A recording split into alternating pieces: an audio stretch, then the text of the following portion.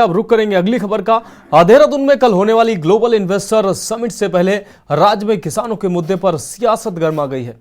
दरअसल पूर्व मुख्यमंत्री हरीश रावत ने आपदा प्रभावित किसानों को उचित मुआवजा दिए जाने और गन्ना मूल्य राशि को बढ़ाने की मांग को लेकर महात्मा गांधी की प्रतिमा के पास उपवास रखा। हरीश रावत का आरोप है कि बीजेपी के सत्ता में आने के बाद हर वर्ग परेशान है। जवानों किसानों की स्थिति सरकार लगातार खराब कर रही है। हरीश रावत ने सरकार पर किसानों की उपेक्षा का भी आरोप लगाते हुए जल्द किसानों की मांगों को पूरा करने की मांग कही। वहीं भाजपा ने हरीश रावत के उपवास को नौटंकी करार देते हुए ग्लोबल इन्वेस्टर समिट के कार्यक्रम को खराब करने की साजिश करार दिया।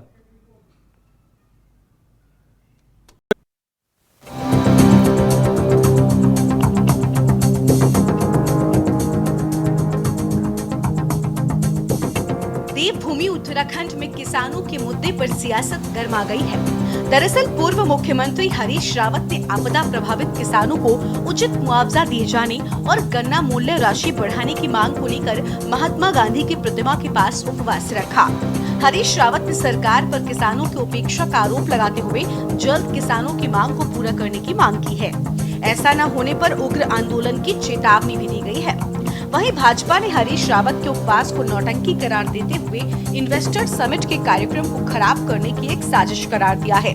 इसके साथ ही बीजेपी का तर्क है कि हरीश रावत को किसानों की चिंता नहीं बल्कि हरिद्वार से चुनाव लड़ने की चिंता है। किसान का जो अपमान करेगा भगवान का अपमान करेगा। यदि भाजपा भगवान का अपमान करना चाहती है तो मैं कैसे रोक लूंगा। हम तो अपना कर्तव्य पूरा करें।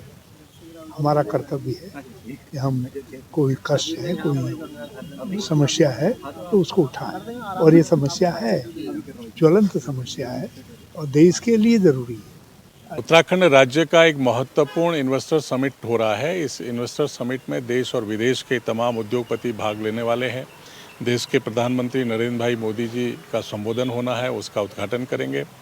और हरीश रावत जी जो पूर्व मुख्यमंत्री हैं उत्तराखंड के, आज जो है धरने पर बैठकर नौटंकी कर रहे हैं। वो सिर्फ मीडिया अटेंशन चाहते हैं। उनको इस आयोजन का स्वागत और अभिनंदन करना चाहिए था और एक सकारात्मक और रचनात्मक विपक्ष की भूमिका में उनको रहना चाहिए था, लेकिन ये उनके आदत है। उनको किसानों की चिंता नहीं है, अपने भविष्य को लेकर वो आशंकित है, इसलिए ये सब इस तरीके की नौटंकी कर रहे हैं।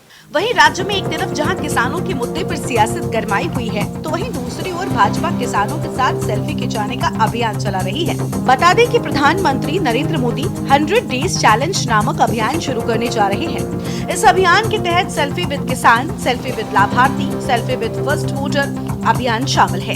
इस अभियान के तहत केंद्र और राज्य सरकार के कार्यों की जानकारी देते हुए रोज 10 लोगों को नमो ऐप से जोड़ने का लक्ष्य है। इसके साथ ही माइक्रो डोनेशन के तहत 5 रुपए से 2 रुपए तक पार्टी फंड में जमा कराने के लिए भी अभियान चलाया जाएगा। वहीं कांग्रेस ने भाजपा के इस अभियान पर तंज कसा है। जितने भी लाभार्थी हैं, भारत सरकार की विभिन्न योजनाओं का, राज्य सरकार की विभिन्न योजनाओं का लाभ जिन जिन लाभार्थियों के द्वारा लिया गया है, उनके साथ में सेल्फी खिंचवाने का और उस सेल्फी को नमो ऐप पर अपलोड करने का कार्यक्रम है। सेल्फी विद लाभार्थी तो महिला मोर्चा को हमने इस कार्यक्रम की जिम्मेदारी दी है। महिला मोर्चा कार्यकर्ता पदाधिकारी सभी लाभार्थियों के साथ फोटो खींच के इसको अपलोड करेंगे। इसी के साथ में सेल्फी विद फर्स्ट वोटर, जो नवीन मतदाता हमारे बने हैं, जो पहली बार वोट देंगे, उनका काम युवा मोर्चा को हमने सौंपा है। देखिए, उद्देश्य तो एक व्यापारी की तरह है। चाणक्य जी ने कहा जिस देश का राजा व्यापारी होगा उस देश की प्रजा भिखारी होगी। लगभग उसी ओर को जा रहे हैं। रुपया लगातार कमज़ोर हो रहा है, डॉलर महंगा हो रहा है। अग्निवीर योजना से लेके तमाम 700 किसान इसी सरकार में आंदोलन में मरे हैं और वो किसानों के संग सेल्फी खिंचाने की बात कर रहे हैं। इससे आश्चर्य क्या होगा, वो देश की जनता को देख रहे हैं कि ये मेरी बातों पर आ रहे नहीं आ रहे। थाली बजा के, शंख बजा के, घंटे बजा के जिस आदमी ने कोरोना भगाने की कोशिश की, आदमी आज भी उसी को पूज रहा है। विश्व मजाक उड़ा रहा है कि भारत में कोरोना में जहां लाखों लोग मर गए कोरोना में, कोई शायद ऐसा होगा जिसका परिचित न मरा हो, लेकिन उस देश का नागरिक आज भी थाली, शंख बजाकर, घंटा, घड़ियाल बजाकर कोरोना को भगाने की बात करने वाले प्रधानमंत्री को पूछता हो, वहां देश की चिंता होना स्वाभाविक है।